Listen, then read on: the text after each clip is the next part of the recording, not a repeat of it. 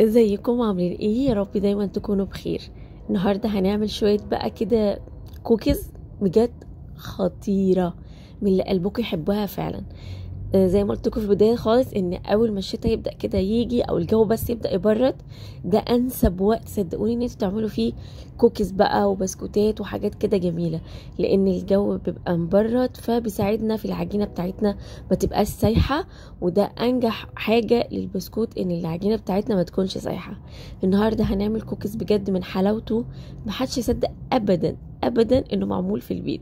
الكل هيصدق ان احنا شارينه من بره، جايبينه من حته جميله، لانه طعمه وشكله رهيب. هنحضر كده المكعبات الجميله بتاعت الشوكليت اللي انتوا شايفينها دي والبسكوته. يعني بصوا، يعني مش هتصدقوا ان البسكوته دي معموله بمكونات بسيطه جدا جدا جدا، بس بجد تطلع نتيجتها معانا مبهره. بصوا بقى في شوكليت كده سايحه من فوق ازاي، وهي هشه جدا من جوه بتدوب في البق حرفيا، مع طبق مقرمشه جدا من بره، وكمان قطعه الشوكليت اللي من على الوش دي طعمها خطير. تعالوا بينا نشوف عملنا الجمال ده ازاي، وبجد هنبهر كل الناس. عندي هنا حوالي نص كوبايه من الشوكليت. انا حبيت احط شوكليت بيضه وسمره، لكن تقدروا تحطوا نوع واحد بس من السمره، دارك شوكليت او شوكولاته بالحليب. انا سيحتها في الميكرويف او على حمام مائي بدون اي اضافات. في القالب السيليكون بتاعي بقى انا عندي كده قطعه من الشوكولاته البيضاء بشرها بشر ناعم، وببدا احطها كده من تحت في القالب زي ما انتم شايفين. وبعد كده هجيب بقى الشوكولاته اللي احنا لسه مدوبينها وهملى كده القوالب كويس قوي بتاعتي زي ما انتم شايفين كده. هنغطي كل الشوكولاته البيضاء من تحت بطبقه كده من الشوكولاته السمراء من فوق كده زي ما انتم شايفين. هنظبط بقى القالب بتاعنا كده ونظبط الشوكليت بتاعتنا، وهنحطها بقى في الفريزر لغاية ما نكمل البسكوت بتاعنا بقى. هنجيب بقى في طبق كبير وهنحط بقى عندي زبدة تكون دايبة بس ما تكونش سخنة، وهحط عليهم سكر بني وسكر ابيض، وهقلبهم مع بعض كويس قوي لغاية كده ما الزبدة تندمج تماما كده مع السكر، والسكر يشرب كل الزبدة كده اللي موجودة عندنا في الطبق. بعد كده عندي بيضة تكون برضو بدرجة حرارة المطبخ، وهقلب كويس قوي زي ما انتوا شايفين كده. وبعد كده هنزل عليهم كمان رشة فانيليا ونقلب كويس قوي الميكس ده كده. دي المكونات السايلة بتاعتنا. هنبدأ بقى خلاص كده هنقلبناهم كويس قوي. نجيب بقى المكونات الجافة. عندي دقيق وبيكنج باودر وكاكاو، مفيش ابسط ولا اسهل من كده. هحطهم على بعض وهقلبهم كويس قوي كده عشان كل المكونات تندمج مع بعض. وبعد كده هنبدأ ننخلهم شوية بشوية على المكونات السائلة. هكتب لكم طبعا كل المقادير بالتفصيل تحت في صندوق الوصف. قلبتهم كده كويس قوي زي ما انتوا شايفين.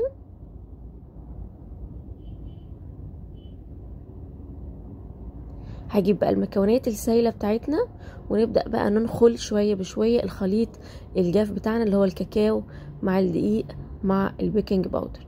وهنقلب بقى بالسباتولا كده، مش هنقلب بايدينا خالص، ولو ما عندناش سباتولا بصوابع ايدينا، يعني بالاطراف بتاعت الصوابع كده بس، عشان احنا مش عايزين نعجن نهائي.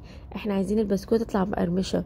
كل ما البسكوت بتاعنا اي نوع بسكوت بتاعنا بنعمله يبقى مقرمش كده وهش من جوه، ما نعجنهوش ابدا ابدا ابدا. بنقلبه بس كده بالسباتولا او بطراطيف كده صوابعنا لغايه بس ما الدقيق يختفي. اول ما الدقيق بتاعنا خلاص بيختفي بنوقف تقليب خلاص، وبتبقى معانا عجينه مش قادره اوصف لكم جمالها. بيبقى عجينه طريه جدا وناعمه جدا جدا ومتماسكه جدا، وده طبعا عشان الجو بتاعنا بارد فالزبده بتاعتنا مش سايحه قوي، فمش بنضطر ابدا ندخل البسكوت بتاعنا في التلاجة. لا، احنا بنشكل على طول ونخبز على طول. في الوقت ده هنكون بقى مسخنين الفرن كويس قوي على درجة حرارة 180. وعندي بقى صينية الفرن هنحط فيها ورق زبدة او ندهنها دهنة بسيطة قوي كده من الزيت، ان الكوكيز بتاعنا فيه زبدة كويسة فما تقلقوش مش هتلزق.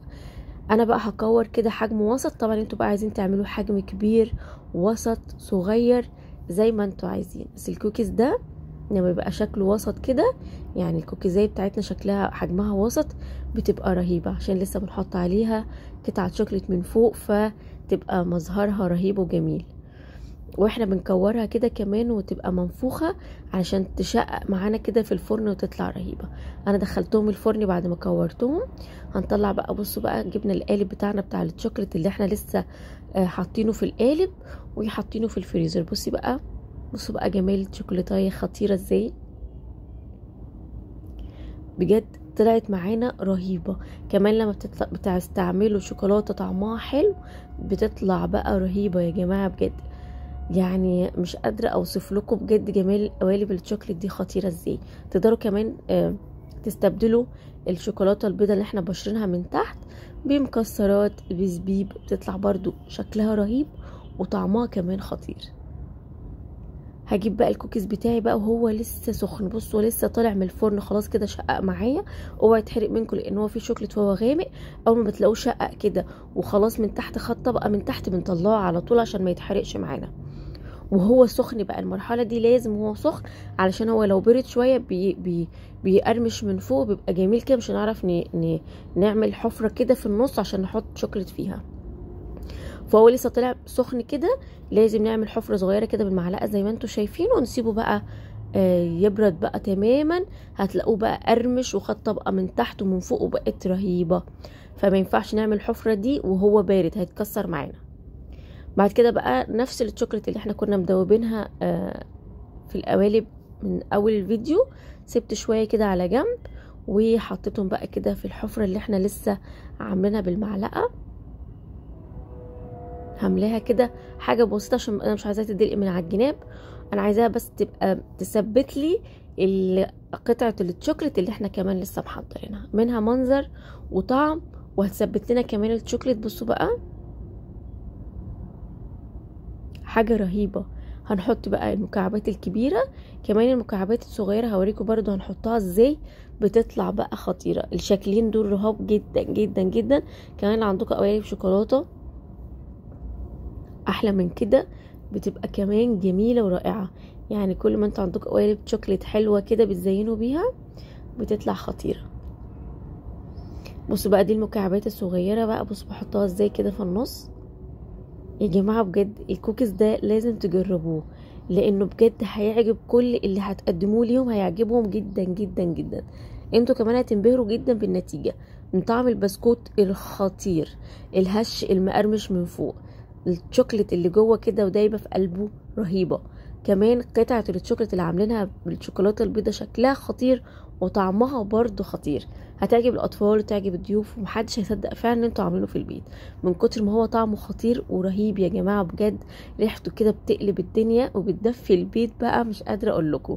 يعني مفيش احلى من الكوكيز عشان يدفي البيت وناخده بقى كده مع كوبايه هوت شوكليت بقى او شاي بقى بحليب او فنجان قهوة. مفيش احلى ولا اروع من كده. اتمنى تجربوه، اتمنى يعجبكم جدا لانه بجد خطير. اتمنى تشتركوا في القناة لو عجبتكم وتعملوا لايك للوصفة، وبجد اشوفكم على وصفة جديدة ان شاء الله.